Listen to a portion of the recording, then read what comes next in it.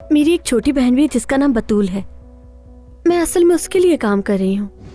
Company ना जाना होता तो तुम्हें साथ ले जाता, लेकिन अरे नहीं, तुम लोग अपना काम देखो।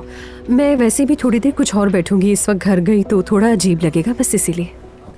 फातिमा, भी बिल्डिंग के सिक्योरिटी डिपार्टमेंट से फोन आया था। तुम्हें क्रिमिनल रिकॉर्ड के लिए सर्टिफिकेट लाना होगा, समझ गई? अब महमा से डरने की कोई जरूरत नहीं है तुम्हें। और ये फजूल सा मंगनी का ड्रामा भी जल्द से जल्द खत्म होना चाहिए।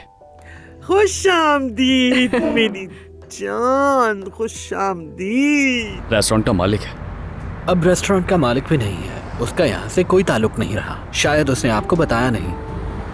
इंसान को जवानी में तमाम शौक पूरे कर लेने चाहिए। मोहब्बत तो वैसे भी उम्र भर की होती है।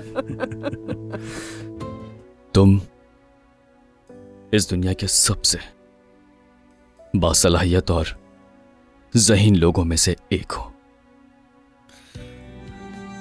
महमूद और आयजा की शादी का फैसला हो गया है। मैं चाहता हूं ये काम फौरन हो जाए। मेरी जान, तुम्हें और मेहमत को एक साथ बैठकर अब फैसला करना होगा। हमीद साहब भी चाहते हैं कि मंगनी तवील ना हो।